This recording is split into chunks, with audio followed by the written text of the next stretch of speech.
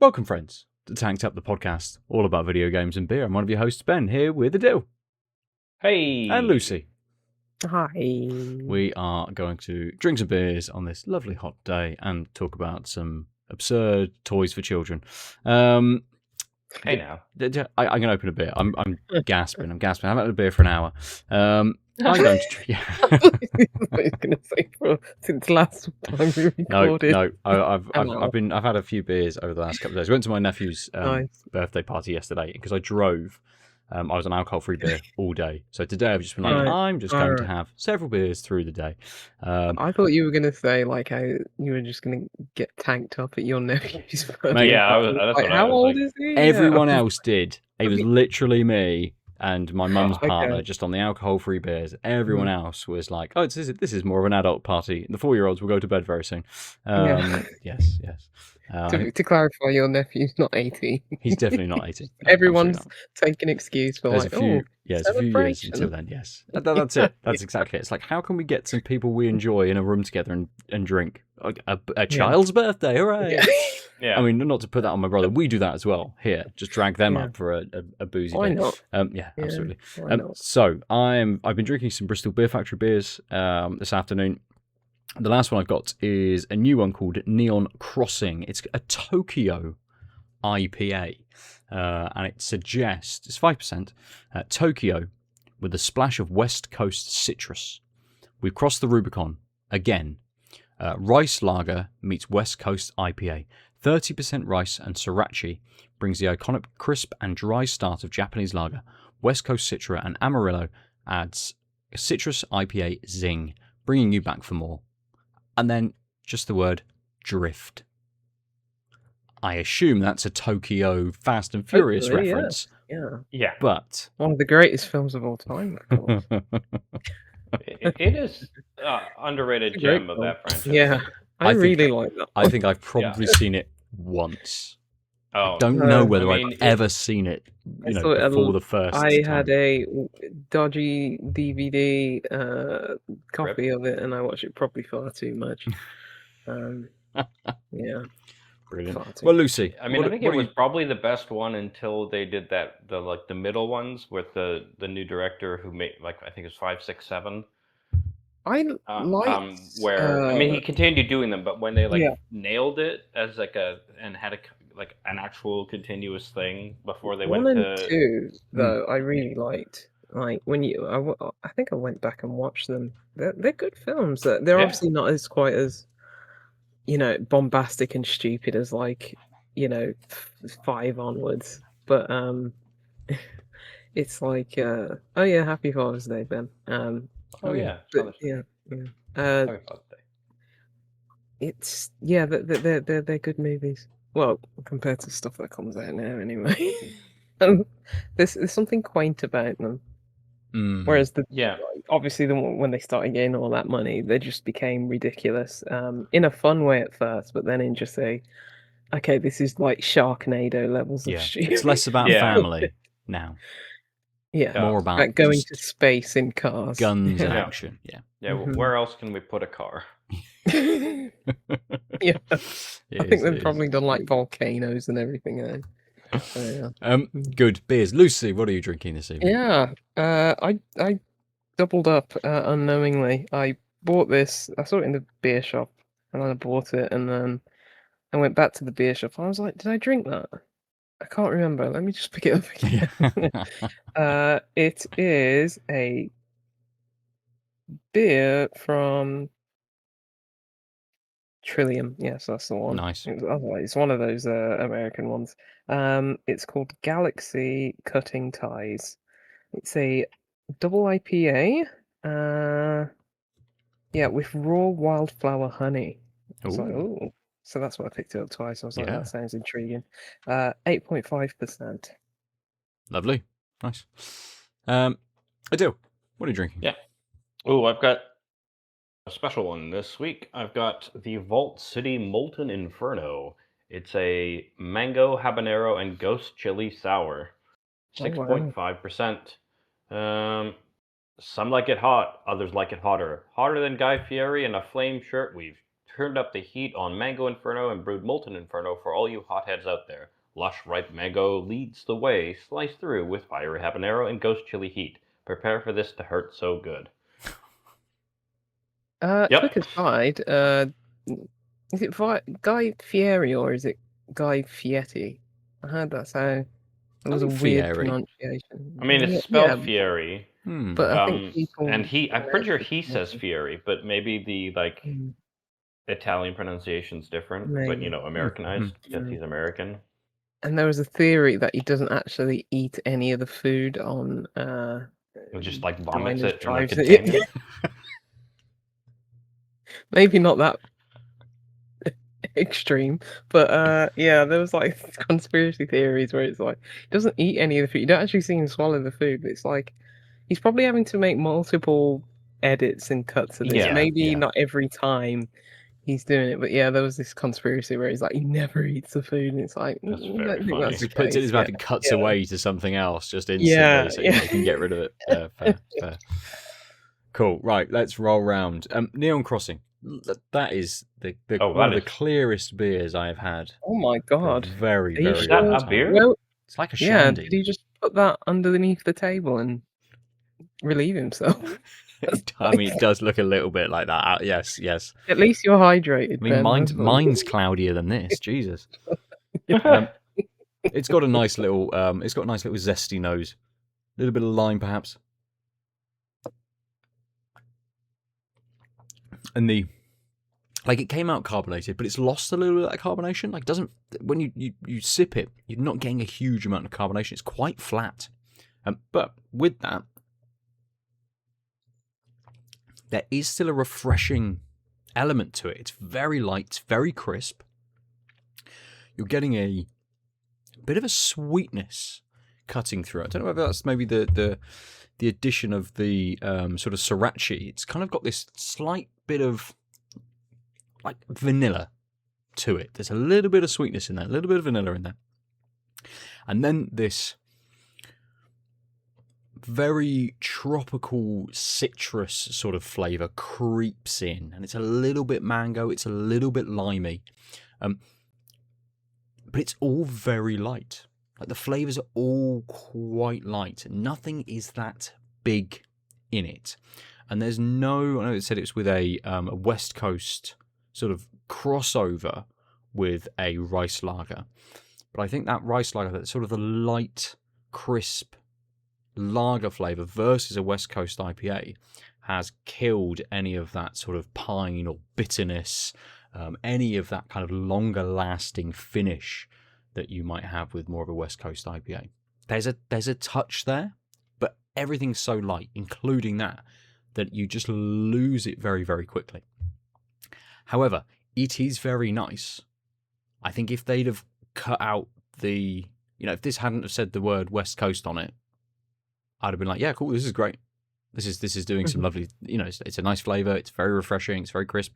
I could sit and have this in the middle of the afternoon in the garden, and it'd be really, really good. But because they've said West Coast, and it is missing just a little bit of that, I think. But it's still very nice. Just don't expect the West Coast to suddenly trounce over the top of this. Yeah.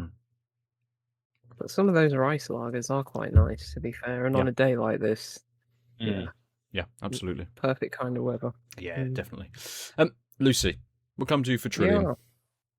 Yes, it looks like, opposite of yours, Ben. Very much. Just like thick and mango juice. Opaque, yeah. And it smells like mango juice. Right. Just like papaya, mango, just like all the tropical fruits, just delightful. Guava. Not getting much honey, but the thing, it's wildflower honey, so I guess it's just wild honey, but which is, I can't remember the last time I had like wild honey, but I think I remember it being like a bit more understated than like your supermarket processed honey. Yeah. And a bit more less viscous. But yeah, it smells delightful, man. Gee. Nice. It'd be interesting to see, because a lot of those flavours are a little bit sweeter, those tropical fruits. It'd be interesting to see if the honey cuts through any of that. Not at first taste. Okay. A little thing on the back end. It's quite bitter, which is nice. Because expecting this to be like very fruit forward, just from the look of it and the smell of it. Very tropical and fruit forward, but it's got a decent amount of bitterness at the end, which is surprising. Nice. Yeah, it's very easy, very smooth.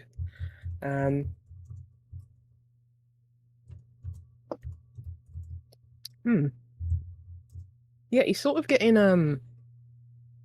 you are getting those like fruity tropical fruit flavors, but it's like the bitterness is there at the start. It isn't just in the aftertaste at the end. It's like kind of like having like sort of the rind of some of these like kind of tropical fruits as well. Like a bit more piffy, a bit more bitter, right at the start.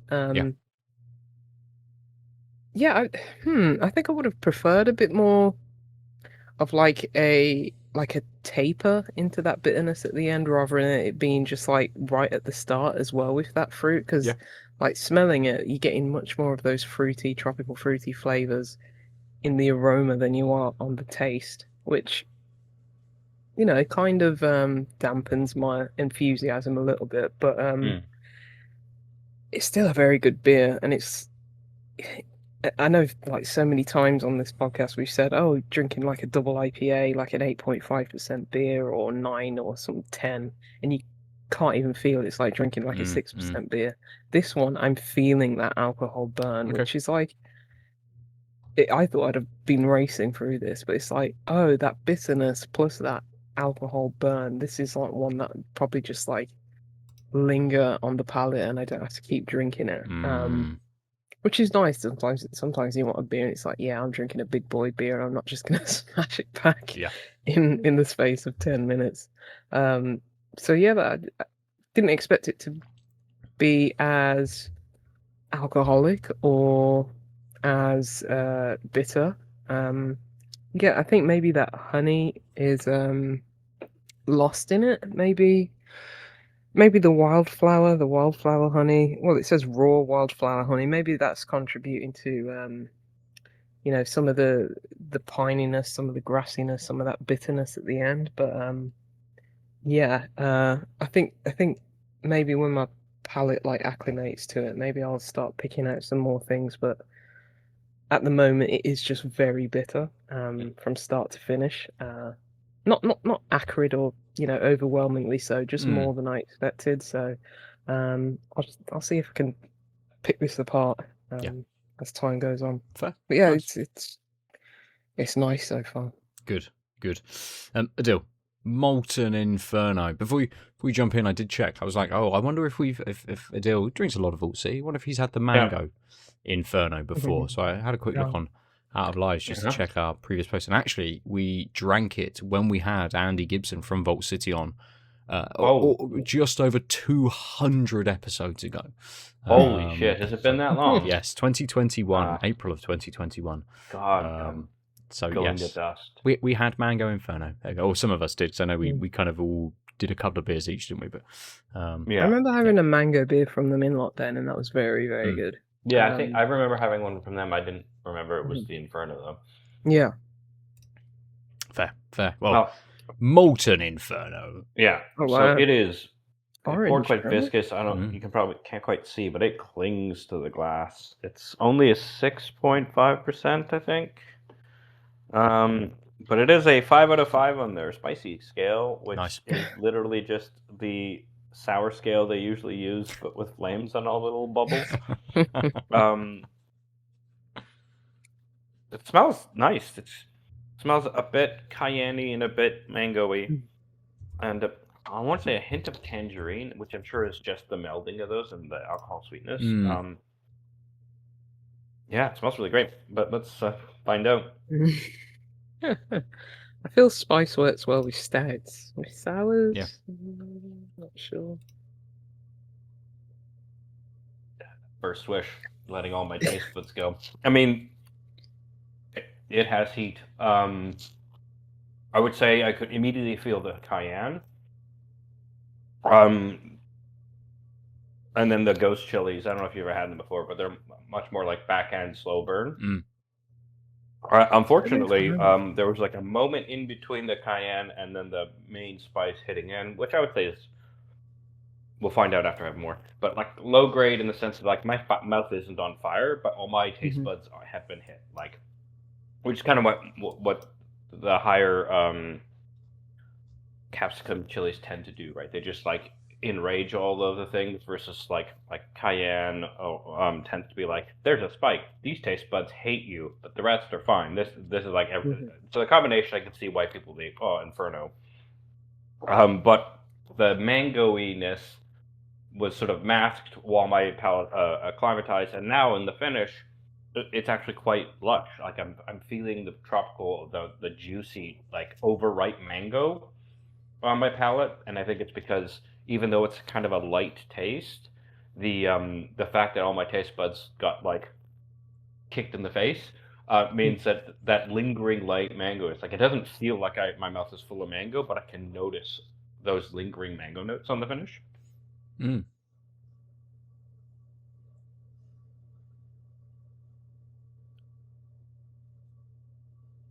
Yeah, I mean, I think from okay, so yeah, now taking a bigger sip, I can definitely feel it. There's a moment where it spikes and like my throat's like, ugh, but like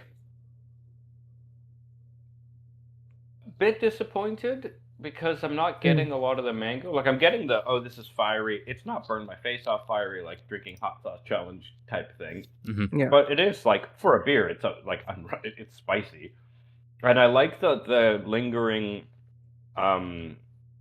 spiciness after the main taste finishes because it's a tingle in the mouth and it feels like I've had something spicy, but I still have liquid in my mouth, so it's a nice little contrast. When usually when you have really spicy foods, the only liquid in your mouth is your the saliva your poor mouth is trying to use to drown out the spice.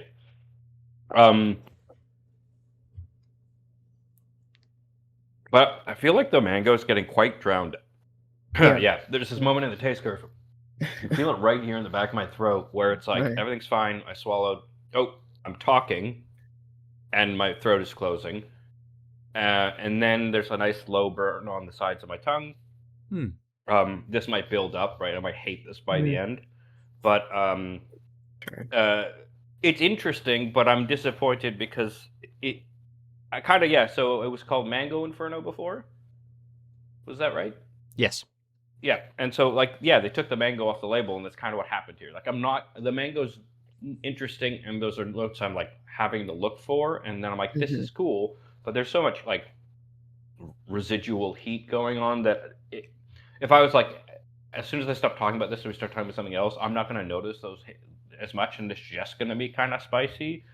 So it's like it's leading towards, at least after these first few sips, a little like one note where it's like, there's two. I like the dynamic tension of the two heats, but like this is based on a mango drink that I recall liking. Now that you've reminded me that was a Mango Inferno, and it's just very little mangoes getting through, and obviously even more so than usual with Vault City beers. I don't like a beer. Yeah, right. So like it's an interesting experience, and like this is the type of thing I would want to bring to like a Halloween party in the park, a barbecue. Hell. Sorry?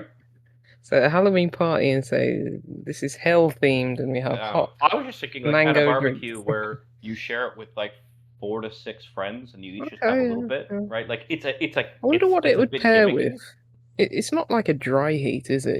You're not compelled to like try and keep going back to it because that's good. Yeah. Okay.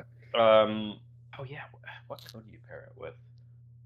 I'm not sure because the mango is still there, right? So that makes it. It's not just pure heat, which is much easier to like find a thing with.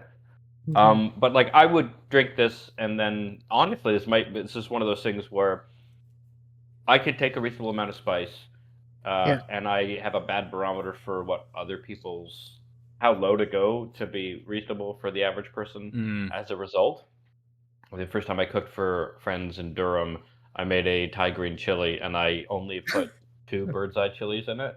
Right, okay. And then I cut the rest that I normally put in on the side to put in raw for mine and anyone else who wanted. And 2 of my friends were like, "This is delicious. I can't have any more."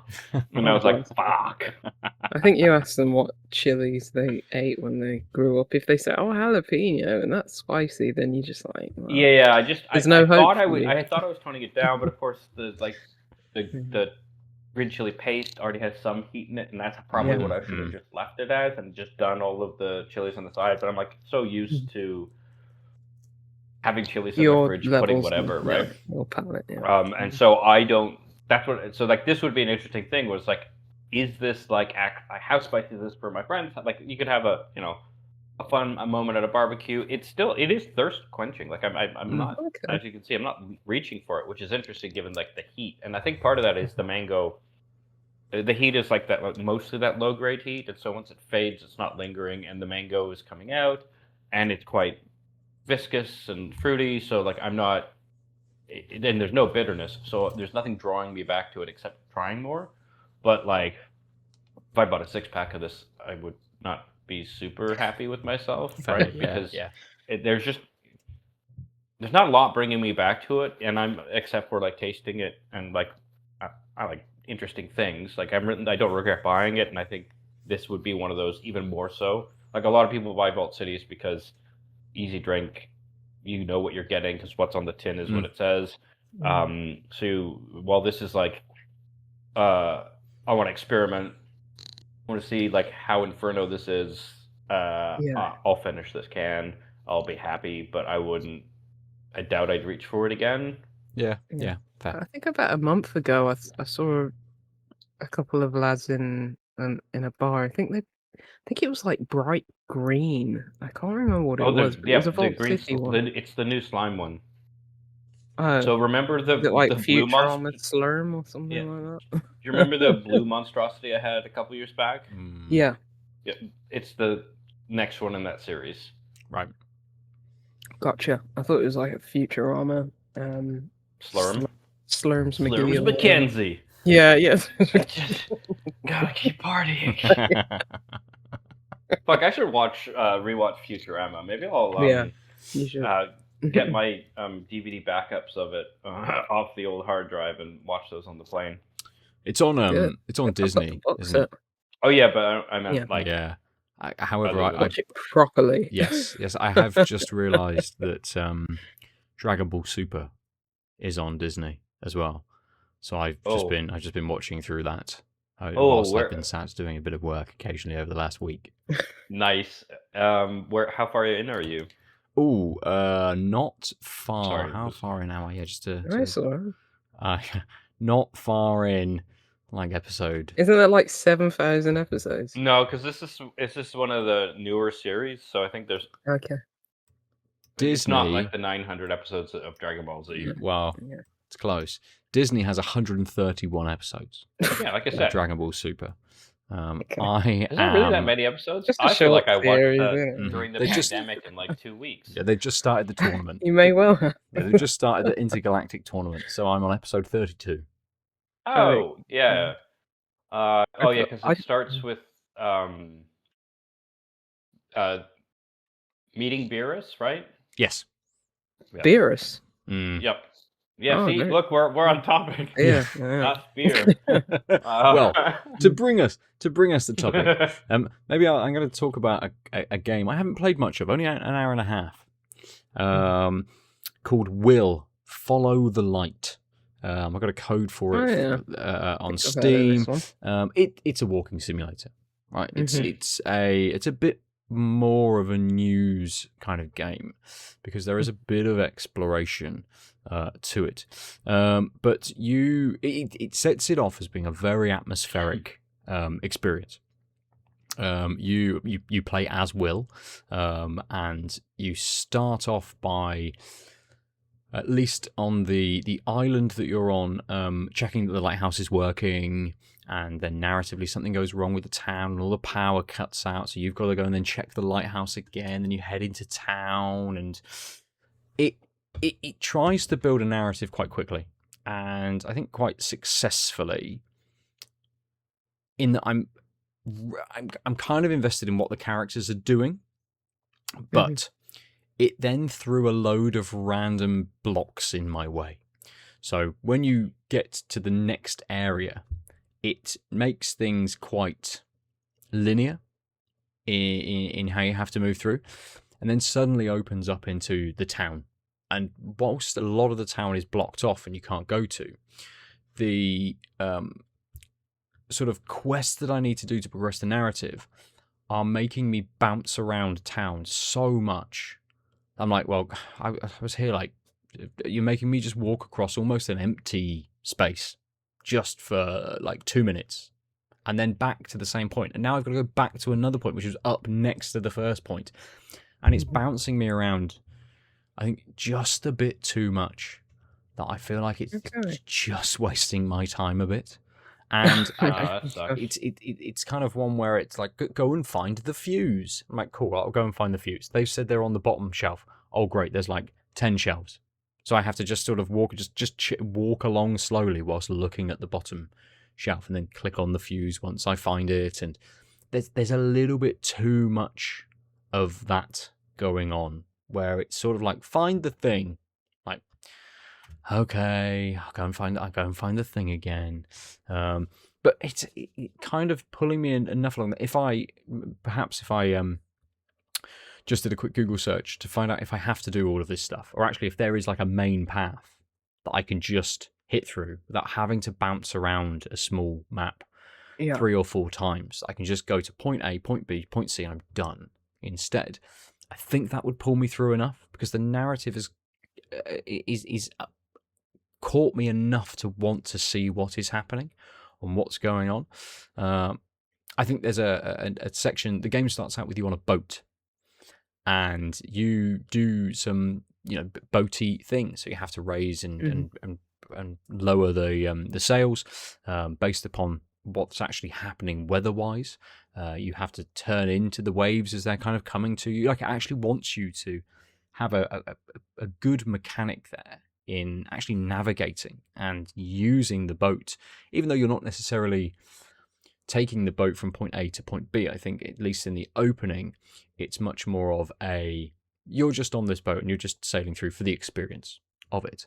Actually, it was a good experience and quite a gripping experience, because the storm builds around you and you have to start, the characters panicking, at least in their voice, and you then slightly panic and go, oh, I've got to click this and I've got to do this and I've got to do that. So it builds on that really, really well. It looks good, but it's got that little bit of jank to it. That again, the little bit of jank and the bouncing around the slightly larger areas just turns me off a little. So I won't talk much more about it, because I haven't experienced a huge amount. It's an hour and a half of the sort of first 2 areas really that I've covered. So I'll probably talk about it in a couple of weeks' time again, when I've had a little bit more time, just to see if I play another hour and actually the next area makes me bounce around too much, then I will bounce off it. Right. It's not that gripping that if I keep coming up to this repeated issue that I'm not enjoying, then I will just sort of stop playing. But as a start, it's all right. I just need to know if I don't have to do, like, take these pencils to this girl. I'm like, cool. And you take them to the girl, and the girl isn't there anymore, and the man's like, there was never a girl here. Like, no, they definitely was. I'm not going insane. Like, the character's not going mad. I've not had any of those things. Yeah. So yeah. Yes, it's interesting. It's interesting. What was it called again? My brain. It's called Will Follow the Light. Follow the Light. That's what I couldn't. I was like, I typed in Will on Steam just to see what it looks like, and I was like, well, that won't help. That's way too generic of a term to just have. Yeah.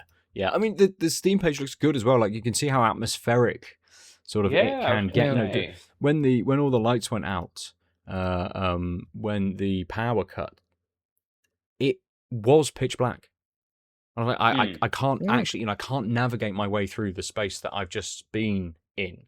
And it's like, take the lantern. I'm like, cool, absolutely, I need this lantern. And when you step outside, there's that little bit of light because it's not pitch black outside, because there's the moon is coming through the clouds very slightly, and so it deals with atmosphere really, really well, and it looks, in certain aspects, looks fantastic. So yeah, there's enough there to just want me to jump back in, but other games have pulled me away from wanting to spend more time with it, like Marathon, which I'm just playing a lot of at the moment and stuff. So I will give it some more time. But I will resurrect an old segment called Review Roundup. Ooh, nice. And I'll just read two. So this is Rain at Last, 5.8 hours. If the game gets better as I get closer to finishing, I'll change my review, but I hate it now just for the tedious and annoying sailing mechanics. And then Oobleck. Honestly, the game is not what I expected at all. The gameplay and puzzles are disjointed and make no sense. The story is quite lame, and we got teased with a lot of locations on a map that we never got to visit. Oh, okay. Yeah, not a sailing game, despite the mechanics all being there and woefully underused. On rails walker, no real gameplay. It's a mixtape. Yeah, so it seems like mixtape the similar. Game. But not mixtape the game. Yes, which I need to get back to my list. Yeah. Seems like seems like a perfect plane game. God, I love the Steam Deck. Yes, it's so good. It would be. Yeah. Especially now that you have some charging in planes. Not enough to like. Usually don't have enough juice if you're like running a graphically intensive game, but it slows down the battery drain, and then you're like, okay, I'll just like turn it off, leave it plugged in, watch a movie. Oh, 40%. Watch another movie. I've been playing a game on Steam Deck which doesn't need a lot of juice. It's called Time Flies. It's a game by Playables, black and white. Kind of. What would you? Oh, it's cute. I guess it's a puzzle game. Yeah, it's really cute. You basically play as a fly, and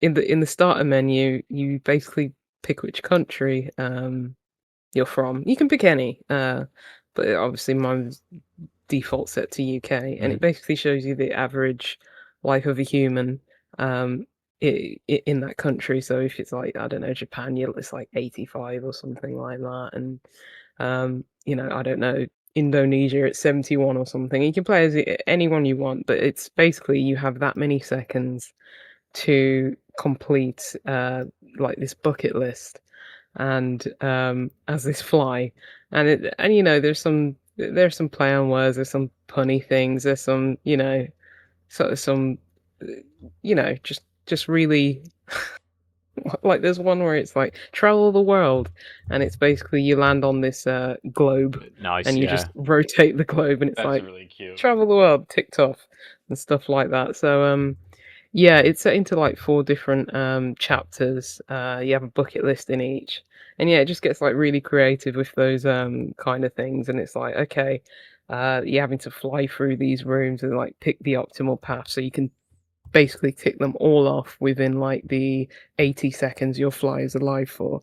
Yeah, really charming, really clever, and yeah, it took me about an hour and a half to finish, get all the achievements, and yeah, it's just a perfect little experience. Because Playable's previous games are just like kind of like weird, trippy kind of. I'd say they're more experiences than like puzzle games as such. Yeah, is it kids? Yeah, stuff like that, where it's like, what am I doing? It's just a horde of people running around naked, the little blob people, and it's like, what is this? What is the point of this? Whereas this has, a definite like kind of objective to the level. So yeah, it's I recommend it to people. It's just a cute little thing. Nice, very clever. Does it with the objectives that you have? Do you have to hit a certain amount of them before you're allowed to move into the next sort of? Yeah, you have to tick them all off. So per level, there's probably about 10.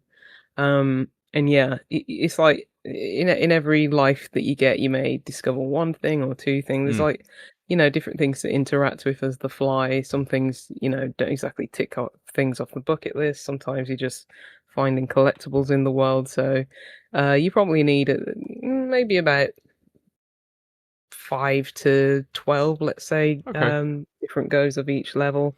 And then it's like, once you know where everything is and what to interact with, it's like, oh, okay, I can confidently tick all of these off within the 80 seconds. It's not challenging, like it's like, oh, I need to be like, Super Meat Boy kind of time precise kind of movements. It's just you're just this little fly buzzing about. So it's just it's more about discovery and nice, seeing all the things to tick off. But as it's really good. You've got this sort of very short window, like just over a minute, minute and 10, 15 it's seconds. Like that game, Minute. It's yes. kind of it's like that. Yeah. Do you have any? So if you've got to do these sort of 8 to 10 objectives, I assume hitting the objective is quite a swift thing. So you can kind of do the thing and then move on really quickly. It's not you've got to watch something play out. The time pauses when you're interacting with the bucket list thing. And sometimes they do like speed it up in each time. Like say, okay, there's one where it's like make your mark. And you're just going on like a welcome mat and ruffling up like the bristles. The first time you have to do it, you have to ruffle up like quite a few of them for the thing to check off. The next time you do it, you only have to ruffle a little bit and it checks off really quickly, stuff like that. But the time pauses when you're interacting with the thing. So it's usually really only your travel time in between the bucket list items that counts. And there's ways that you can like literally go on a clock and rewind time and give yourself a bit more time. Nice. But yeah, it's good. What does the do you remember what does the UK get? 75? No, it's 80.1, I think. Oh, wow.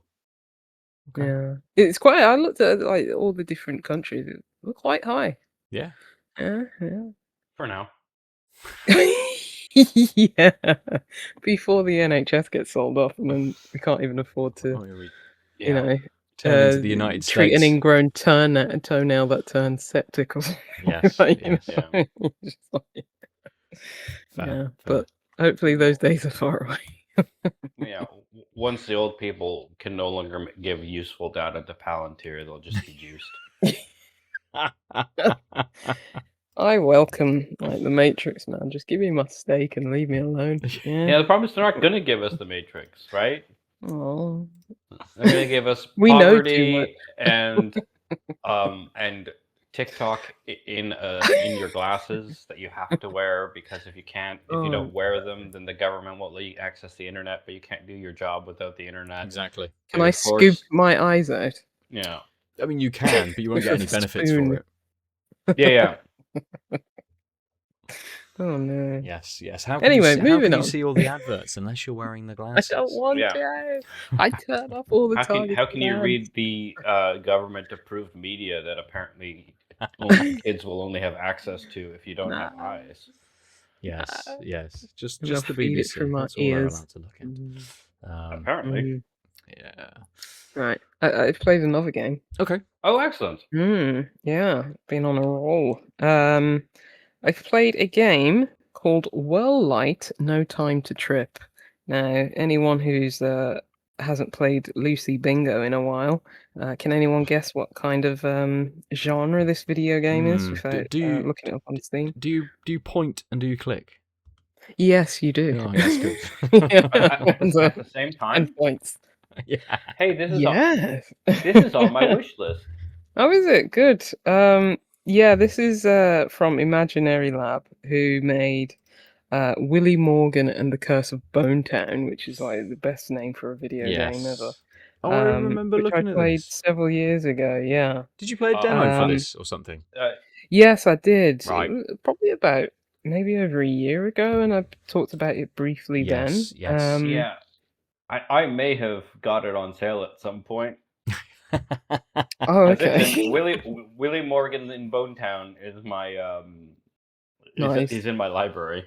Very, very good. That's which a is probably perfect Steam where, Deck playing game. yeah. Yeah, Although probably from my recommendation. yeah, older point and clicks can be mildly frustrating if the control scheme is not perfect. Yeah, I Um, agree. I agree. In this one, because if they have if they're designed for a screen and high enough resolution like hitboxes, then you can't just use the touch yes, screen because you won't get the pixels right. yeah, So you it'll have be to use pixel and stuff. the cursor, which if it's not well optimized, luckily someone's played this game and given the refined controls. Yeah, Which is one of the best. Like, if you have a Steam Deck and you haven't, and you're like, oh, this game kind of controls wonky, go into the store, the community page of that, or go and into the select one. community controls, and there's going to be 3 different versions of a way better control schema. Yeah, You agreed. don't have to think; you can outsource to the crowd. God, I love saying that in 2026.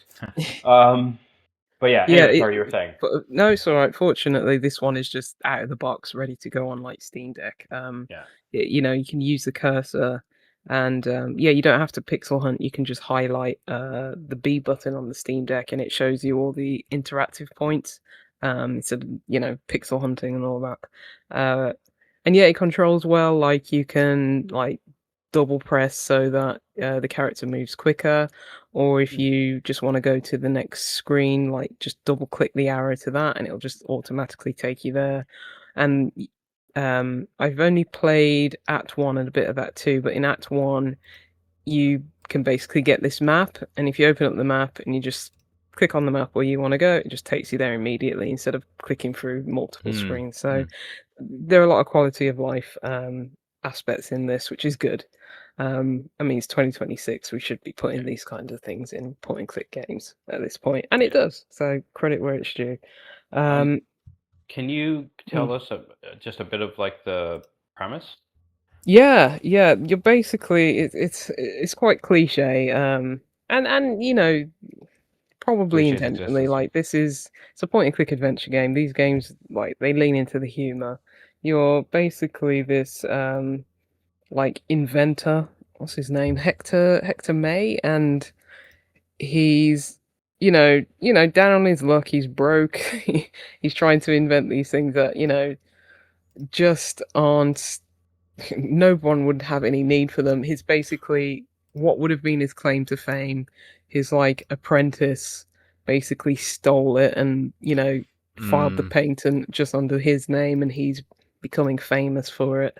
And it's about this down on his luck kind of old timer inventor basically trying. Well, the first act is you trying to steal back your invention. And the invention basically, maybe unintentionally or intentionally, not quite sure at this moment, can make you travel through time. So there's a lot of things to do with time warping and stuff in this game, which is great. I like that. Stuff like the cave from Double Fine, that added a section in it where it was time jumping and stuff like that. So, and you got Day of the Tentacle and which is all about time travel. So I'll be interested to see what it does with that, if it reuses similar scenes and similar areas from previous sections and does something different. I've only just traveled through time the one time because I'm only in Act 2, so it's still early on, so I'm interested in where that goes. In terms of the puzzles, it is your typical point and click fare, combining items in the inventory, and making stupid, weird contraptions and stuff. I do have my criticisms though. Okay. Where, I mean, the game looks great, the animation's really good. It's it looks like what the 2000s kind of jump into 3D. I think that's what they wanted it to look like. Right. Whereas now, we've actually been able to attain that. Back then, it was just very clunky and ugly. Whereas this is really good looking. The backgrounds are all really nice. It's and detailed. It's sort of got like that kind of not quite Neverhood claymation look, but yeah, there's Yeah, but something really they nice look about the like look of it. they actually have depth to them rather than like Yeah, a rendered matte like absolutely. backdrop, or like in film you have the like really pretty backdrops that are clearly a matte Yeah, painting, right? yeah. This just even the screenshots, it looks like I'm looking at the one where you're walking through a bright lit town on with hmm water in the front foreground, and like the buildings It looks pretty. Yeah, look pretty layered, yeah, which I'm guessing that like because you're only really like moving in a plane, etc. They're probably rendering the actual 3D space. You just not can't access it, which makes it look so exactly. Yeah, much better. yeah. It looks really nice. Yeah, that like kind of Italian Riviera town that you're in at the Yeah. start. It looks really nice. So yeah, graphics, animation, the look of it is really good, but it feels empty. And I say that because when you're interacting with the few townspeople that there are, it's like the only dialogue that you have with them relates to the puzzles. Whereas in a lot, this is what makes a like point and click adventure like top tier, where you have just tons of dialogue, not leading to anything, just set dressing kind of dialogue and just quips and jokes and everything like that. And I think that's what separates a lot of point and clicks now with the ones that are really lauded and really good. Like I played the Drifter, was I think that was earlier this year at the start of Yeah, it this was. year, Yeah, I remember. and it's like it, not only in the sense of like it's building atmosphere, talking to these like side characters, and there's dialogue trees outside of the puzzles that you're meant to be doing. So not only for like building up the atmosphere and the story and stuff like that, but it also helps with the puzzles when it's like, okay, I'm gonna use this item on this person, and it's or this object, and either the character or you know the side character, they're just like, no, or that's not right, or this and that, and it's like there's no suggestion of like, oh, maybe that wouldn't work here, but Oh, they're maybe just if I do blunt. something else. Yeah, there's no hints or anything, and there's no inbuilt hint system to the game. Okay. So unless you're like your brain is like irreparably damaged like mine is, and you know how these point and clicks work, and you're just like, oh, I need to put the pulley on the rubber chicken because of course you do.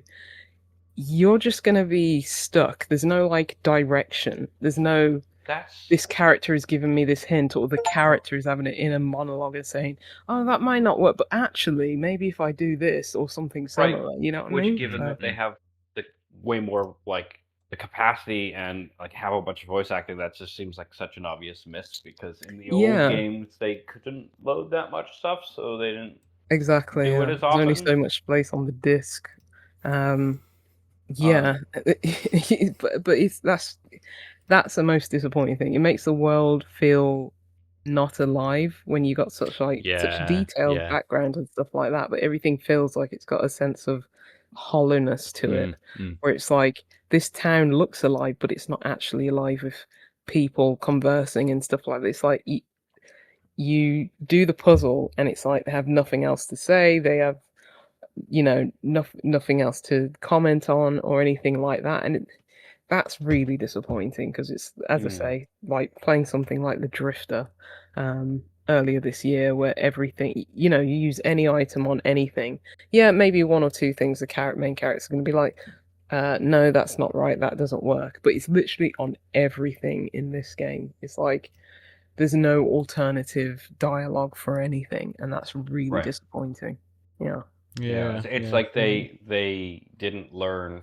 It's like they're still playing like, or basing their game off of what can we do to improve on Day of the Tentacle, rather than Yeah, yeah. what are point and click.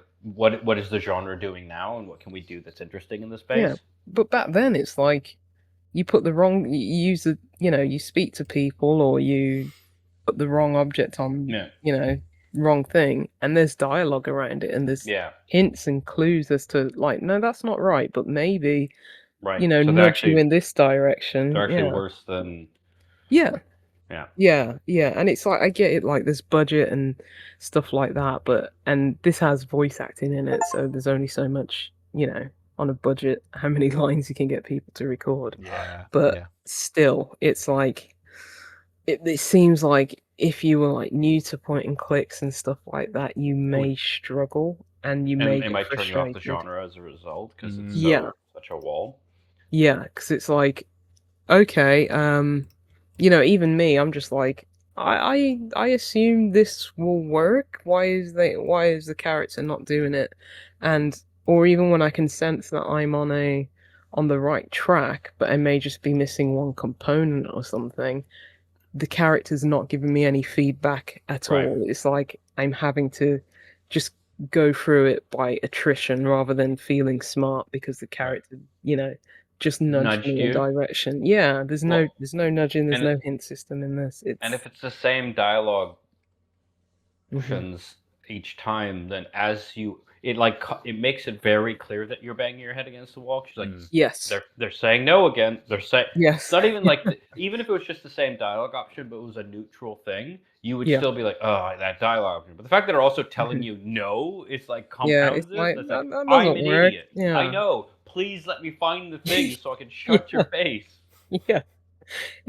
That's really disappointing, and this game's got good reviews so far, but it's like, and for obviously from people who are, maybe of my vintage and like those old school point and click games, and I don't see what they're seeing, like, because that I think I don't know if it's just a me thing, but that's what turns a good point and click adventure game, which this is. It's got a lot of good qualities to it, like the puzzles are fun. The environments are great, the voice acting's great and everything like that, but turning something from a good or okay point and click adventure into like, yes, I will remember this. Yeah. It are those little details. I can't remember if Willie and the Curse of Bone Town had more dialogue and stuff like that. I can't remember, but this doesn't, and that's disappointing, for sure. I'm gonna round up this. There's a shortish one, and then there's So this is Soraya. This game's 9.3 hours on record. This game starts out fun and pretty innocently through the first 2 chapters until the end of chapter 2.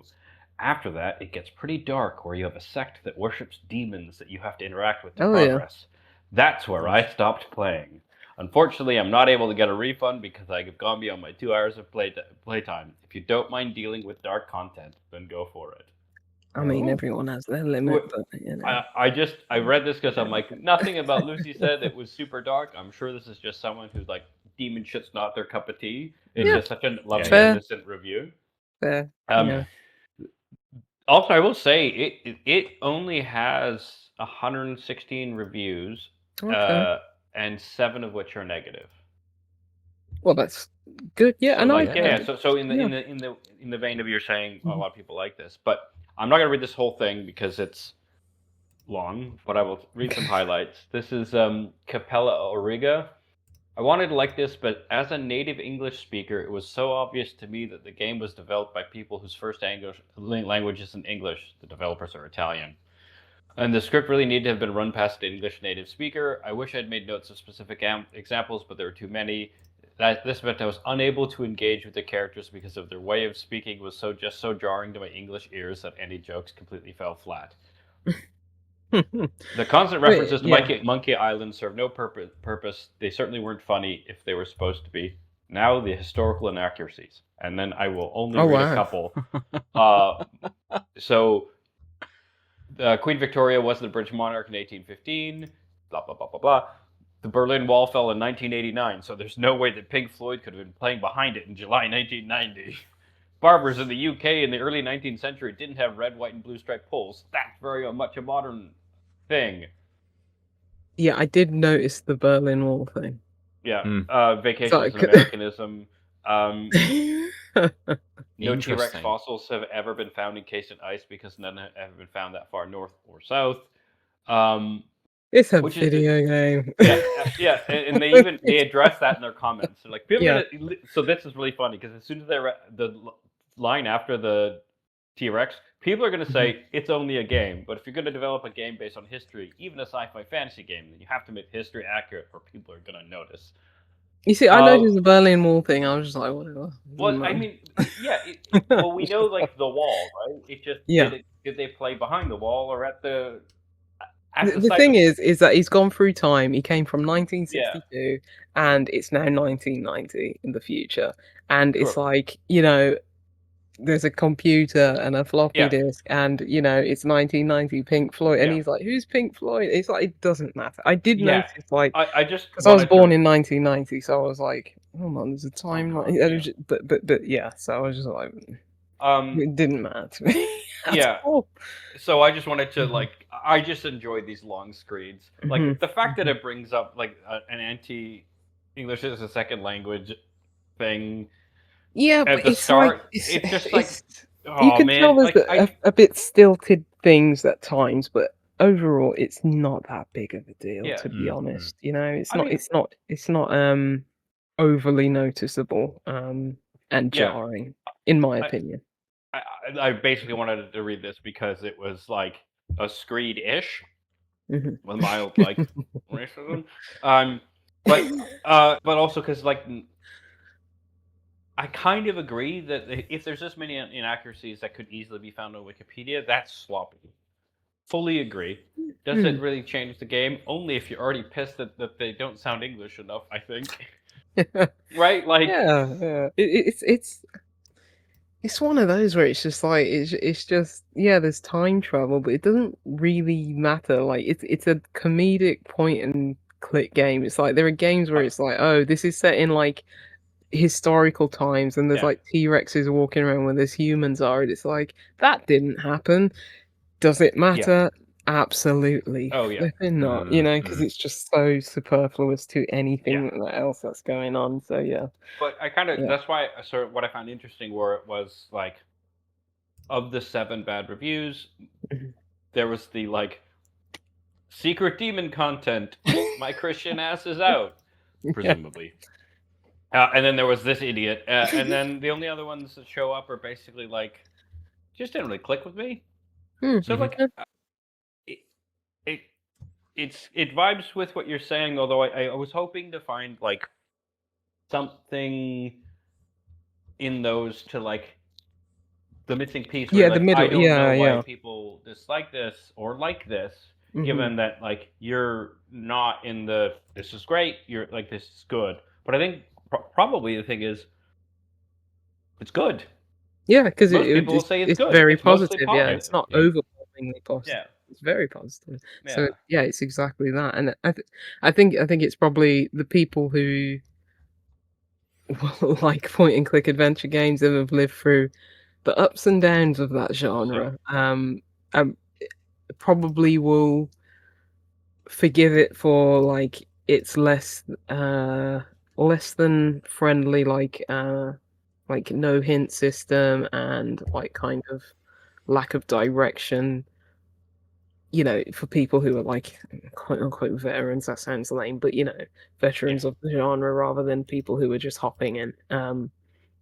So yeah, I think like I'm more forgiving of that because it's like I'm still looking forward to playing it and just like being like, you know, if I have to look up for a walkthrough, then I will. But it's a case of like, I haven't needed to because, as I say, my brain is just broken enough and I'm stubborn enough to like click on everything and just get through there from process of elimination and just banging my head against things and being like, oh yeah, like someone else might think that's absolutely ridiculous. Why would I ever think of that? And I'm just someone who's like, oh, why didn't I think of that? My brain is broken in a specific way.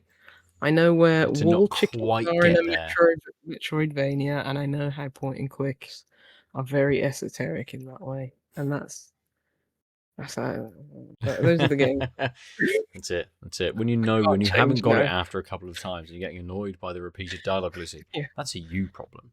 Yeah. Yeah. It's like, What am I missing? I thought I was broken. Clearly not as broken as I think. I'm not broken enough. This is the worst of both possible worlds. Oh, But yeah, good. really enjoy it. Put it Nice. on your wish list along with Bone Town. Yeah, that is one of the best named video games in existence. It really is, isn't it? Yeah. This one less memorable, but you know, if I just call it the sequel-ish, it's not really a sequel. They're completely different stories. But yeah, if I just call it by the people who made the Bone Town. Yeah. Well, I mean, it is one of those things where like it's what 17 quid on Steam. Okay. But because I own Bone Town, it means that it's $15.29 because I can buy the Excellent. bundle. The bundle, yeah. I Steam gets me often with these. Well, you own two parts of this, so actually it's just cheaper than full price if you buy the bundle, which you own parts of, because we'll discount the bundle. It's really great, you know, like it's insidious but great at the same time. It's so anti but pro consumer at the same time because it's just like you're enticing me to spend more. Because I would have just been like, no, absolutely not. I'm not buying it at this point. I'll buy everything when it's on sale. And it's like, but you own this game, so you can get it slightly cheaper than the introductory sale. The trick is like, so the bundle discount is 10% for Bone Town and Whirlight. So they take the $15.49 off, and I'm just getting 10% off of Whirlight. That's not a lot. So like this one's already on my wish list. I might leave it on the wish list because I have a backlog. And to be honest, what I should do is play Bone Town. Yeah. Like this is my reminder to play Bone Town, not to buy another game. Sounds like the kind of place Guy Fieri lives, but I know that's Flavor Town, isn't it? I know that's Flavor Town. Well, that's when he's at work. Bone Town's when he's at home. Yeah. Aadil, is there anything you wanted to chat about this week? I mean, there were two things. One, I'm still playing that anime gacha game. Nice. Yep. Did they do the update? Or have they done the update yet? Or... Yeah, so they've updated. So there's a new character coming out this coming week. Okay. It's the first limited edition male character, and of course, all the fucking waifu weebs are like, "I'm not gonna waste my currency on this guy," and then all the people in the Chinese server who have got it before is like, "He's a really good DPS." I was like, "I don't care. This is my waifu game." I'm like, "What? Why am I playing this game? I swear I'm not waifuing." I don't go to the apartments because when you go to the apartments, your characters who are in the apartments are in their loungewear, and I find that weird. Oh. Yeah, it's bad. But also I get to pseudo GTA, and I'm done all the story. This might be new story in this new update coming, but I'm actually having fun learning how to play. There's an intricate battle system, and the end game content is basically grinding end game levels. And then every couple weeks they reset, and I'm like, that probably will last me the summer. If the story is as slow, it's as short or slow, I might stop caring as much about checking in every day, which is what they want, right? Yeah. Because I don't. So part of me wants to get all the characters, right? Because that's the completionist, the autistic brain, the way gacha games work. But I'm still into the story. But one thing they've shown is that beating the story missions is not where you need the high level characters. So if I get bored with the events and all that crap, or there's not as much to do in the city because I've done enough stuff. Although fishing mini games always get me. I can just every once in a while, when a new update comes out, play through the story if it still interests me, and that actually is kind of great, and probably one of the reasons I'm still kind of even doing some of the more grindier bits just in case I'm more interested than I think, and there's a cool character coming up, right? But I already can feel the now that I've done a lot of the stuff that they built in to give you all the currencies and stuff, that's also activities. And I'm like, okay, so they're drying up. So unless I want to do a lot of online racing, I'm not sure. Like, yeah, I can feel the like pull going away, which is great because I don't want to be addicted to it, and it was free. So like, great, right? But I do like the storyline. I do like the world, and it's the tension of this style of game where at some point they want you to be the game is incentivizing grinding, and at some point that'll annoy me more than interest in the story. My like one green flag is it seems like I could just come back later and play through some of the story, and I'd probably be able to beat those levels because like they weren't that hard. Maybe that'll scale up, and if that case, fine. And then it's like, okay, so you've scaled me out of the game. I can't even follow your plot. I'm gone. But I could do that without spending money or caring about leveling all the characters to whatever the new level cap is and all that garbage. But it's right now it's still like servicing my like 40 minutes a day. I like fuck around, but some days it's just the 10-15 minutes it takes me to do dailies. But usually that is enough for me to be like, well, just like get on the motorbike. Yeah. And then like one of the new characters, you could turn into a bat, so you could fly. Nice. But it's tied to your stamina meter, so you can't fly that much.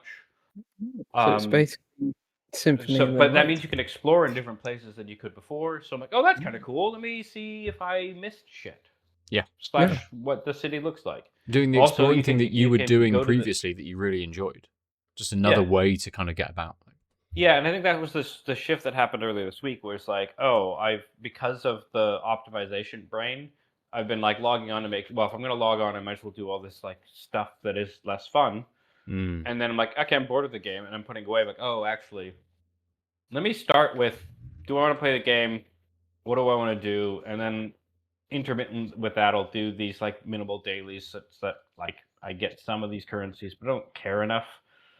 Like it's again because I'm not trying to waifu collect. I'm just like finishing mechanics. If there's a character that comes up and I don't have all of the magic currency to guarantee I get them, even though the game has a reasonable forgiving system on that, great, fine, I don't get that character. And actually, part of the thing is trying to do the end game content. It's like, oh, you need a cohesive team. I've got a reasonably strong team with one slightly lower caliber character than like the top meta. I'm sure that will, if I like continue just playing that one team for a bit, I'll be fine to like not beat all the high levels of end game content, but like get through it. Yeah, that's all I want. And like as soon as I get bored with that, cool, I've got a shit ton of games. But what I've realized is it's made me reinterested in games, and so I've started other games. Nice. You need that gateway drug, man. Sometimes. Yeah. Sometimes you just need the one to remind you why you like video games. Yeah. And actually, that's why I'm like, I might actually go to Bone Town later tonight. That's definitely a euphemism. Yeah. Because I will not accept it. You're talking about. I was like, oh, I want to play another game, and I like the anime RPG plot of this game, and so it's like, oh, maybe I'll start an RPG. I'm like, oh no, that's the. Actually, I want to contrast it with a different genre of game. Yeah. Otherwise, I'll just get like a little burnt out. So I'm like, oh, let me play something smaller, and I was thinking of Blueprints, but I think I might go to Bone Town instead. Whatever it takes. Yeah, like the Walk the Frog game that we were talking about, Ben, a few weeks ago. That was my gateway because it was like, this is so simple. It's a nice little puzzle game. Took like 2 hours, and yeah, it's just what eased me back in. Nice. You need that. Cool. I need that so often because I looked at the calendar and I was like, oh, the last time I finished a game was like in March. Yeah. Maybe. I don't finish games.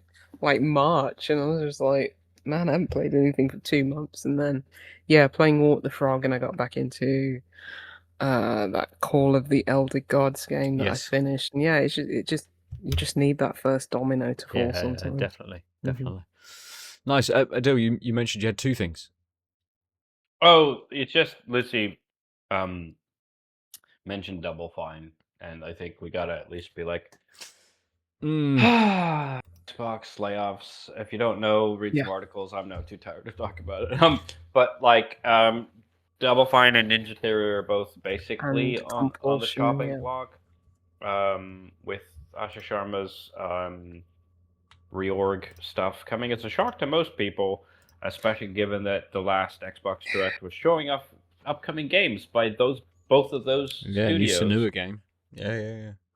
And it turns out that reliable sources are saying the reason why those games were shown off was because they were hoping to drum up excitement for buyers for the studios. But either way, that's incredibly heartless because the people who worked there did not know this was coming. Yep. And you advertised this as like a thing you were bragging the new version of Xbox was going to look like this stuff.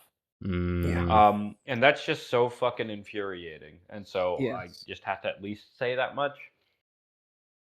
Because the rest is just the usual. It's vile. Yeah. What the balls, guys. Yeah, we seem to have, or at least for the first half of the year, got away from. There's been layoffs, of course there have, but this year hasn't seemed as bad as last year yet.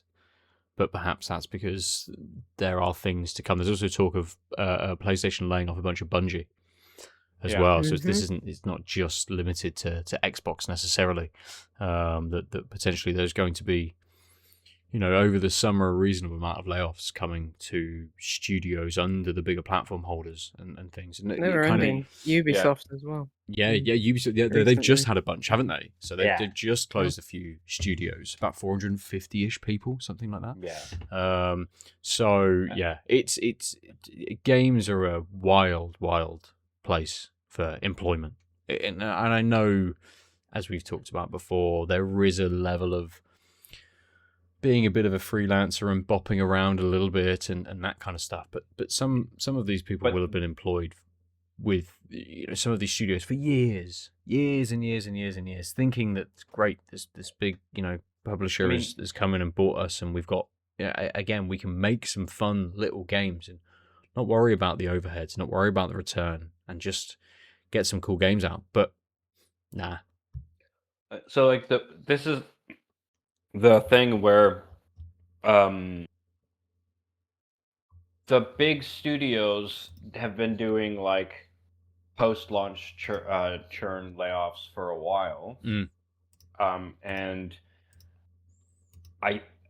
acquisition by Microsoft, right, or Sony of the place you work. I think most people saw that as job security, but it is the opposite, right? So they're so big, they do post-launch layoffs at the studio level, right? They just burn the studio to the ground instead of laying off like half the people. Yeah. And the problem is the studio no longer has the means to be itself in the way that it used to be, because one of the first things they do when they absorb them is they take out all the redundant stuff. So it's not like Bungie could somehow, even if they had the money, they don't have like the institution anymore, right? They aren't a self-contained unit. Every time you get acquired, you just like get rid of all of the stuff that we can do. And now it's like, well, even if we wanted to spin ourselves out, it will take so long for us to figure out how to be a company again, right? And it's so shitty and heartless and short-sighted, and also just we're so big we don't have to own our mistakes, because like this is entirely because Microsoft over-leveraged its acquisition for years, especially when they got all the way to Activision Blizzard. And then they said, hey, all you studios that we've bought, make small stuff because Game Pass is the way that we're going to do things. And then now they've decided they need more tentpole pure profit makers. Yeah. So Game Pass was a bad idea. Yeah. And no one at the brass gets fired. Instead, we literally just liquidate the studios as if it was firing 17 people. Yeah. In the same way that was heartless before. And it's like, well, but like they just did what you were asking, and a lot of these were exactly what you wanted. But like, I mean, as we saw with the critically acclaimed, like actual sales success, 2 months later, close the studio, doesn't matter. It's like, I hope Yeah, this is like, it's so brazen. I really hope this affects how people view acquisition in the future. Absolutely. I think it has and will continue to Like do so. capitalism in Yeah, 2026 all is these. no longer isn't even wearing a scarf, let alone a mask, right? Like it's so obvious. Yeah, and it's just like, unless we can churn insane amounts of money from these games, you're just not worth anything to us. But even if You it know, was, it's just yeah, like it's not even money. It's infinite enough growth. money, Yeah, it's infinite and it's growth. enough Like these money games can in 3 even do days. well enough to recoup their development costs and maybe even profit. But if it's not immense amounts of profit, you're no good. May I indulge and read an excerpt from Yeah, go for it. what I wrote on my Substack Aha, about, yeah. because I wrote about Keeper last year, which was Nice, yep. the Double Fine game about the lighthouse. I wasn't much of a fan, but so I'll just start it from here. But I don't think Keeper is anything special. I'm glad that in this industry that's increasingly suffering at the hands of corporate greed, average games like Keeper can exist. I'm of the belief that Microsoft won't shut a Double Fine, in brackets, yet, because it will be a PR nightmare, but are lying in wait for the opportunity.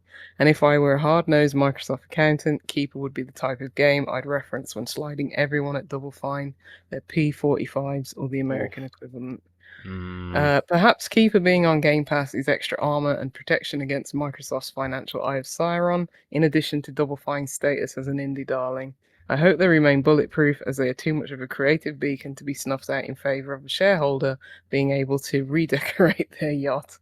So whilst I don't agree with many outlets saying Keeper is a cult classic material, it's not good or memorable enough to be in my opinion. I'm glad they're vouching for it so that the payroll at Double Fine remains nothing more than a rounding error for the money men at Xbox and Microsoft. Well, And here we are. well, perhaps it's not a surprise to me. it's not, No, but I I don't mean, think Yeah, Kiln sad, did but very well, did it? Which is Double no, Fine's no. game I that's only wouldn't have just come out in the last expected couple it of months. to. But it's whether we expected it But to, I think I almost heard nothing about it until post-release, really. Mhm. So again, is this something that's been in the kind of on the grapevine, in the works for a little bit in the higher ups, and maybe I don't know whether it's just we're not tied or dialed into the advertisement sort of places that something like Kiln would have been pushed to, although I would disagree. It just felt like a holdover game till Psychonauts 3. That's what it felt like to me. I think, yeah, I think Double Fine. I mean, there is an argument to be had. It's like, would Double Fine exist at this point if they weren't bought by Microsoft? Potentially not, because we've all seen those documentaries and how hard it was to get funding, and it did seem like they were on the ropes back before they were acquired, I think in 2019 or something like 2020, yeah. that. So there's an argument to be had. Would they be around? But you would have thought that they had the guarantee that they're just there to make creative little things that keep Game Pass stocked up. Yeah. Before having their quote-unquote tentpole kind of thing that they're known for, which is Psychonauts. Even though I don't think those games have ever historically sold well either. No, they've been critical darlings, but not like. But not. Which seemed like the thing. It's like, okay, you be the critical thing that gives Microsoft this luster of like, we care about art and creativity, whilst I don't know, the Gears team are like, you make the system sellers, please. But after they've just messed everything up and having such a unclear direction, nothing's a system seller anymore for them. So it's like, yeah, they've just botched everything up. The whole industry's a mess, to be honest. It's just like depressing. Just because I don't care if Xbox went under tomorrow, I wouldn't give a damn. You just feel sorry for like the collateral, the people actually working thousands there. and thousands of Thousands of people. Yeah. It's like Xbox is a brand. Brands come and go. Empires fall. Who the f cares? They could be not here tomorrow. Wouldn't give a damn. But it's just like, why? Because of your decisions, like at the top, which has, been rotten for a while. Like, I think the only thing that Phil Spencer probably did was just actually create a buffer in between, the whole thing just completely going south, because, I mean, whatever his decisions as a leader, the guy loved games and cared about games, and I think you can extend that to he probably liked the studios who were making the games and the people who made the games. Whereas you get someone in who it doesn't matter that Sharman's not a gamer, who cares at the end of the day? Neither was Reggie. But it's like, I think having that, well, maybe it's business, maybe you're not meant to have any like emotion or ties to business, but I feel like someone who likes games and plays games would have had at least knowledge that it's wrong. It's like there's like a sin to closing Double Fine. So, I mean, I will say oh man, God, I'm so old. Sorry, I just realized. So, I mean, I worked in investment banking for a while, right? I was a financial analyst for a small investment firm with a big portfolio back in, 2003. That's why I was like, like, I worked in the investment firm when my students were being born, right? Jesus like, Christ. That's why none of them can afford houses. It's all Aadil's fault. But like the like he shorted those stuff. The firm was based in value investing, right? So this is the idea of you like evaluate the firm and its current share and outstanding stock and how much you think it was worth. Like if I wanted to buy this company, it's like obviously there's like nuances to the math, but essentially like if I was to buy this company, how much would I pay? Is it growing? What's its market share like? What's its context? This is how much I would buy it for. Okay. How many stocks are there? What is the stock price? Is there a difference between that number and this number? Right? Stock price times shares outstanding, is that lower than what I think the company is worth, essentially, right? And that's like how Warren Buffett made all his money, right? That's the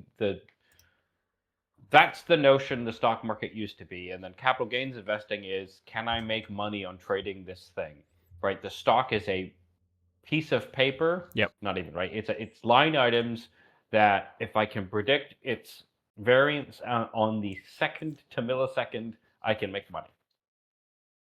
The whole point of value investing, like one thing is I learned in that job, and like I told them, hey, it's 2003. I think you should invest in this company called Google. And they were like, never heard of them. No, they were like, yeah, that sounds good, but we're not techie. We don't understand the market, and we don't invest in areas we don't understand. Right. And that is one of the reasons why we were very successful against like the indexes, right? I really respected that. I think it was wrong. I made a little money by investing on Google. I'm sad I got rid of that money, but I paid for the down payment of my first house, which I no longer own. Right? But like that's the thing that I think the business class taking over everything is the bit that everything goes wrong on, because there's this notion that if you're good at business, it doesn't matter if you don't understand the product or the market, because someone will tell you the bits, but you actually need to know a lot more, right? This is why we get Sony pivoting to live service games and doubling down on them even when things go wrong, right? And so that, coupled with the fact that the people who are good, who rise to the top of the business class, are less bright, I think, but like they won't even admit the failures of the people before them in a tangible way, because that might mean people would get mad at the golden parachute, and then they know in 5 years they want a parachute out as well. So if you read the press release of Asha Sharma, I can't remember the chief. Matt Booty. Yeah, thank you. There's a lot of interesting moments where they say, we tried this, we're doing this, blah, blah, blah. It's always we at Microsoft. There's who's to blame? Yeah, but really? It sounds like the whole company made this decision. No, it's your predecessors, and you're doing similar things. It matters that you're making these mistakes. And like my most anti-capitalist sentiment I will say all the time is I don't think capitalism needs to be this terrible. It's just the people in charge are so fucking bad at it, right? Like if they That were might be right. if they were good at searching for profits and had even a medium, let alone long-term perspective, many of these companies would not be doing what they're doing. But they're not. They're being selfish people looking for their take, and they have an exit strategy in the short run. And as a result, all the companies are being run as a short run. But also, this is influenced by the fact that the stock market wants immediate growth because they think they can. And so, with that perversion and the fact that the way you get ahead in business isn't staying in the same role for 10 years, if you can help it, means that all the incentives are to do dumb shit, blame other people, get out. No, but that's what I was gonna say. Like, yes, I do agree with you. Probably the higher you go up, the less they actually know. But how in the pursuit of infinite growth, I think there comes a point where you just can't anymore. It's either, I don't even think it's like, you're asking people to do the impossible at a certain point, aren't you? And like these could be the smartest people in the room, but when you're asking them to, divide something by 0 and get anything other than infinity, then what's going on? Like, how can we even blame these people where everyone's like, the shareholders are the idiots, so they're like, I want more money. And then it's like, well, you can only have so much. And they're like, no, I want more money. Because they know that the economy is just, what is money? It's a false concept. So they can want more. But then in actual... Well, even if it was a real thing, you can want more of a thing, right? Yeah, but it's like, okay, I want more oil. Well, only so many creatures died 1 million years ago. What you can do? Get it from the moon. There's nothing on the moon. I don't care. Build the ship. And just and then they build the ship. There's no oil there. And they're like, what do you mean? Just like, we drilled the moon and Jupiter and there's nothing here. And it's like, wow. Lots of people died in the pursuit of it, but it's fine. Yeah. Just to cap this off, I think one of the things humans do really badly is conflate knowledge and understanding, and and raw intelligence with ability, right? And I think they're twins, right? Because Asha Sharma could be one of the smartest people in the world, but until she has the knowledge of the industry, and I mean the nitty gritty, she can't understand what it means to do this, including the bad PR. Like I'm sure she has someone telling her there's bad PR for closing Double Fine. Here's what we think we'll lose. It's still less than paying these 17, these whatever 100 people, whatever. But like to be a good leader of one of these companies, you need to know about the industry, and that knowledge can't be factual. It has to have some understanding underneath. I'm now conflating them in the way that I've just critiqued. But like, it's not enough to know facts, right? You need to know deeper than that. And so you can't learn how an industry works or with just a fact sheet, right? You can't just learn from metrics. You have to understand how games work and the market of games. And like you said, someone who knew games intimately would know that like Double Fine has a specific place, and actually what you do is you exploit that as a capitalist. You don't throw it away.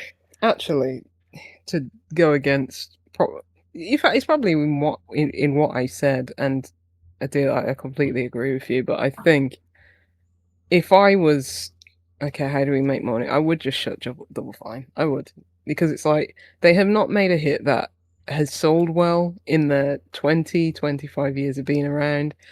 Most people do not know who they are. People like us do. Yeah. But we're not the people who are buying FIFA, let's say Spider-Man and whatever the tentpole Microsoft franchise is. Let's say Halo. Yeah, but those haven't sold Yes. well for many iterations. This is why their current pivot doesn't make sense. But anyway, sorry.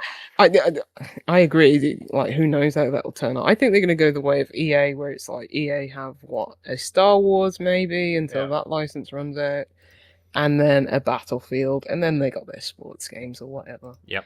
Or like 2K. They've got their have GTA. multiple studios they're working on one experience. Yeah, so that is what Microsoft said. They're pivoting. They're now going to Gears and Halo. Yeah, and right. Forza. Yeah, and that's not even Forza, just Forza Horizon. Not what, sorry? Because they have already pivoted away from Forza because Horizon Have is more they? successful. Yeah. Yes. Forza Horizon. Yeah, you're right. Yeah. Well, there you go. Yeah, but I guess what I'm saying is, like, if you were trying to grow the company in the long run, you would try and what you do is you hollow out the company so you can keep the badge, right? I'd keep get rid of it because like the Double Fine has some indie merit, and you're right though, they've squandered it enough, and the previous game plan didn't work. Maybe that's not worth it. But I don't know. It's like there's still a lot of institutional knowledge and expertise.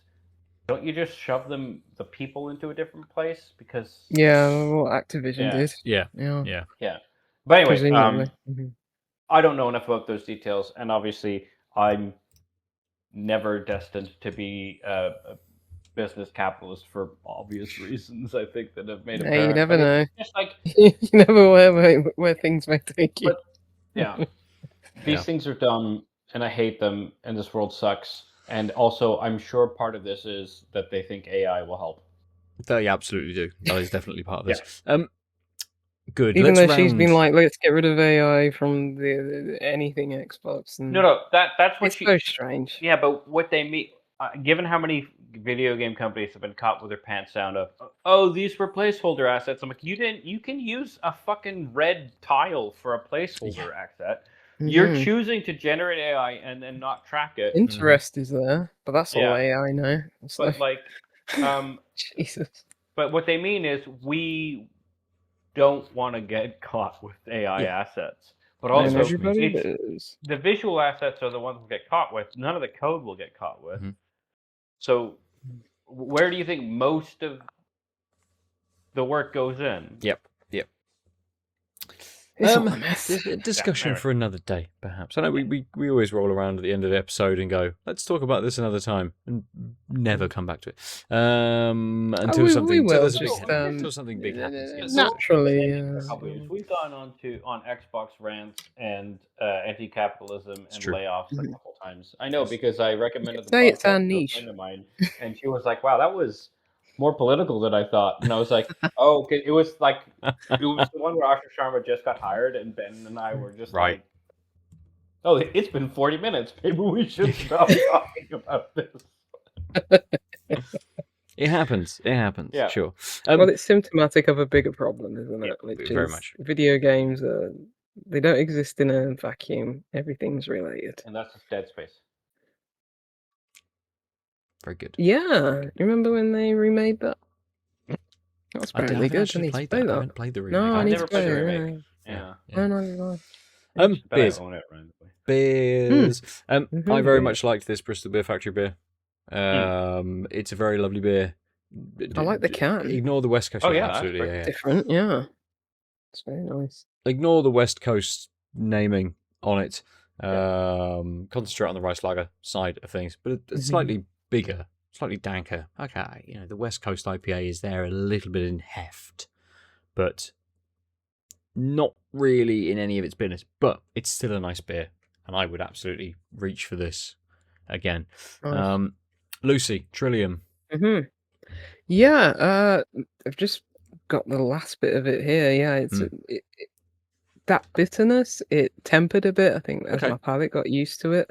I think the wildflower honey. I think that showed up a bit more in slightly floral and grassy notes, on the finish with that bitterness. But that bitterness certainly very not potent, maybe a bit more obvious when I started drinking it. But yeah, it just tempered slightly, and it's enough to where it's it was a satisfying long aftertaste, but I was getting more of those fruity flavors, probably more like more citrus fruits, maybe a bit of orange, more so than like the really tropical like aromas that I got off the aroma. Like halfway through the podcast, I might have just been sniffing it. I might have just been huffing those tropical fumes because it just smells so good.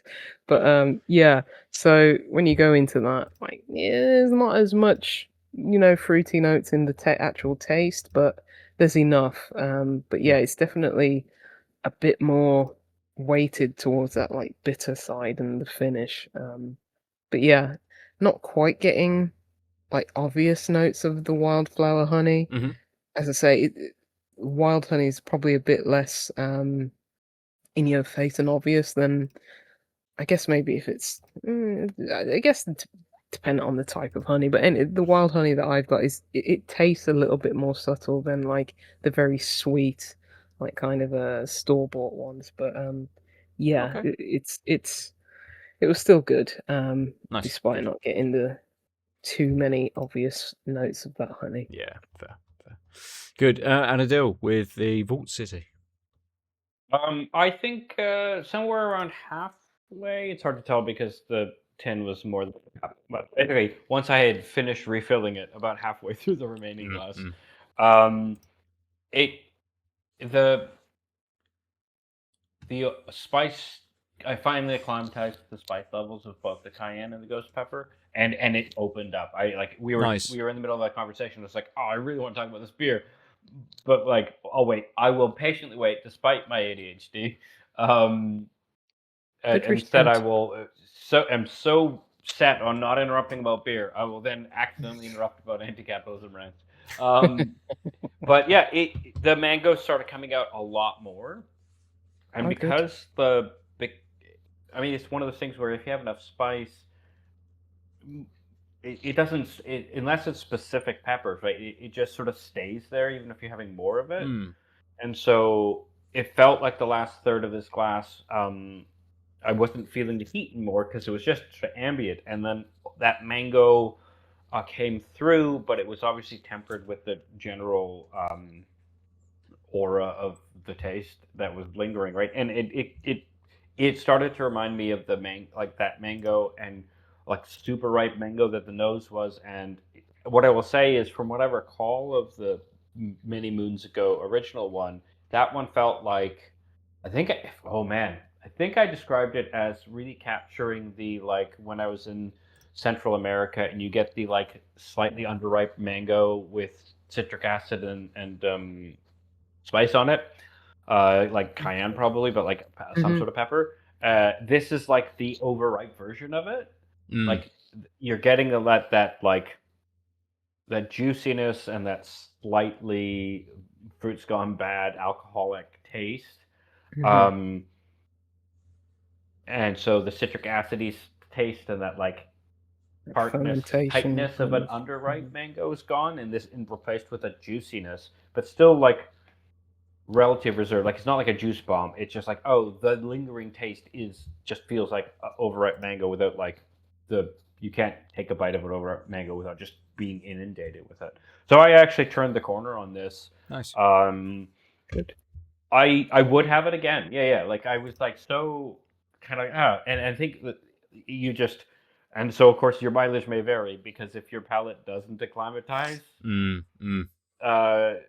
or you drink it, I think if you drink it too quickly, I think you will have a worse time, because I think the key was we started talking and I kind of, like I said, this is not a beer that makes you go for it again. Yeah. So once my mouth sat with the underlying heat, and there was enough time for my mouth to stop registering that, every sip was like, oh, this is really good. And I was taking small sips more often, but also when I saw the like I still have a little bit left, because basically when I got to here, I'm like, oh, I don't have any more left. And I started taking even smaller sips because I was really enjoying it. So like, yeah, full 180 on. I still wouldn't buy a six Slow pack. burn. I'm not insane, but like I would have it again, and I would actually be curious what the second in a row would feel like all the way through, because of how much you just need your palate to acclimatize to the heat. Like I would guess the second in a row would just be really enjoyable.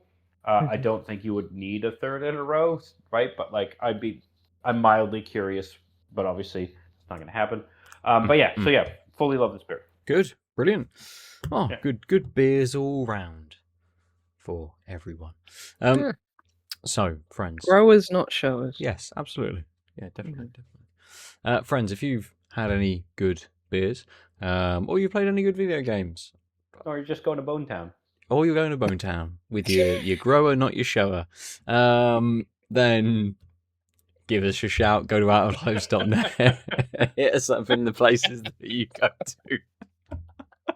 YouTube, Blue Sky, those sorts of things. Out of Lives everywhere. We're done. Thank you for joining us. Goodbye. Bye. Oh, this has a different connotation, but ciao.